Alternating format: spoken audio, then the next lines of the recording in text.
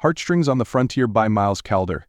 The town of Silver Creek shimmered in the afternoon sun, a bustling settlement nestled against the backdrop of rugged mountains and an endless expanse of prairie. It was 1876, and Silver Creek, like many towns of the West, was a blend of ambition, hope, and grit. Dusty streets were lined with wooden storefronts, their signs advertising everything from blacksmithing to dry goods. Amid the chatter of townsfolk and the distant hammering of a smithy, Lila Harper stood on the boardwalk outside her father's mercantile, her gaze fixed on the horizon. At 22, Lila was considered a spinster by frontier standards, a title she wore with defiance. Her auburn hair often escaped its tight braid, framing a face that was striking not for its perfection but for its warmth. She was as much a part of the town as the mountains that loomed protectively nearby. Raised by her widowed father, she had grown up learning the business and the art of survival in a place where resources were scarce and hard work was currency. Lila. Her father's voice broke her reverie.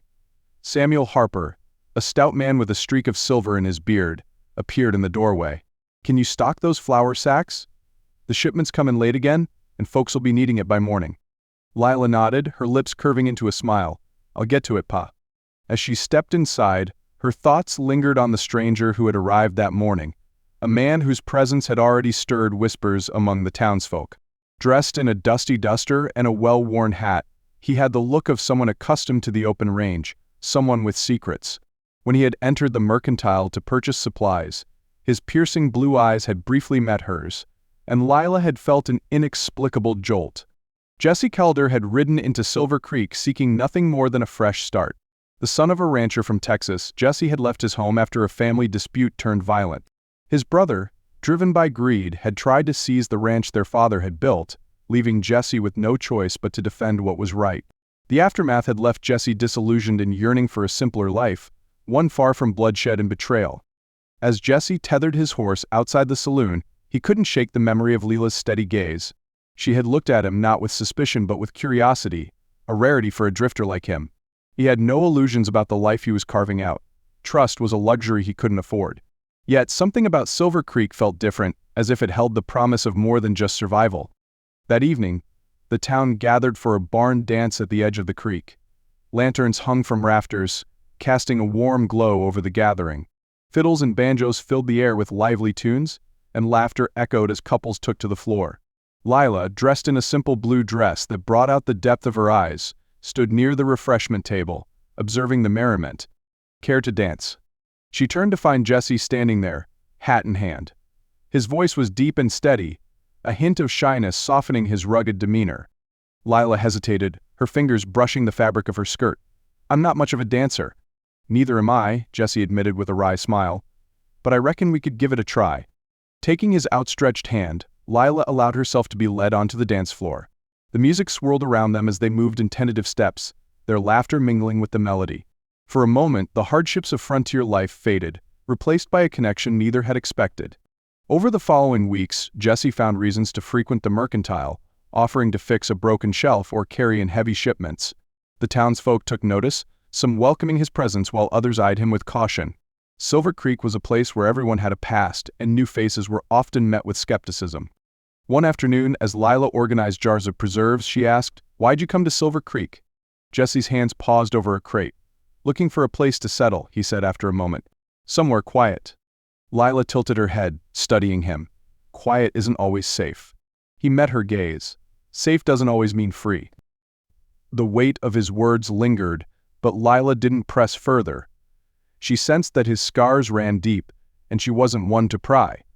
Silver Creek's tranquility was tested when a group of outlaws rode into town, demanding protection money from local businesses.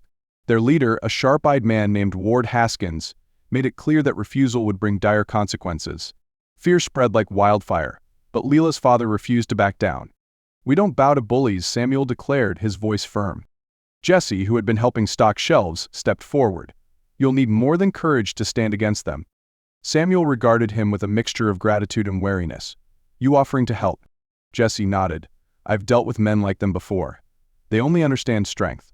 As dusk fell, Jesse and a group of townsmen prepared to confront the outlaws. Armed with rifles and a determination to protect their home, they took up positions near the mercantile. Lila watched from the window, her heart pounding with both fear and admiration for Jess's bravery. When the outlaws arrived, their confidence was met with a wall of resistance. A tense standoff ensued, and Jesse stepped forward, his voice calm but commanding. "You've got two choices, leave now or face the consequences." Haskins sneered. "And who's going to stop us? You?" Jesse's response was a steady aim of his rifle. The townsmen followed suit, their unity unshakable. Realizing they were outnumbered and outmatched, the outlaws retreated, their threats dissolving into the night. In the aftermath, Silver Creek celebrated not just their victory but the resilience of their community. Jesse, once a stranger, had earned their trust and respect. For Lila, the experience had solidified her feelings for him, though she struggled to put them into words. One evening, as the sun dipped below the horizon, Jesse found Lila sitting on the porch of the mercantile. He joined her, the silence between them filled with unspoken emotions. "You could have gone anywhere," Lila said softly. "Why stay here?" Jesse took a deep breath, his gaze fixed on the horizon. "Because here I found something worth staying for." Lila's heart swelled, and she turned to him. "And what's that?" His eyes met hers, a rare vulnerability shining through. "You." In that moment, the walls they had both built around their hearts crumbled. Jesse reached for her hand, his calloused fingers brushing hers. "Lila, I don't have much to offer, but I promise to stand by you, no matter what comes." Tears filled her eyes as she smiled. "That's more than enough." In the months that followed, Jesse and Lila worked side by side, building a life together in Silver Creek. The town thrived, its spirit unbroken. And as the seasons changed, so too did their love, growing deeper with each passing day. For in the heart of the frontier, amid trials and triumphs, they had found what neither had dared to dream of, a love strong enough to weather any storm.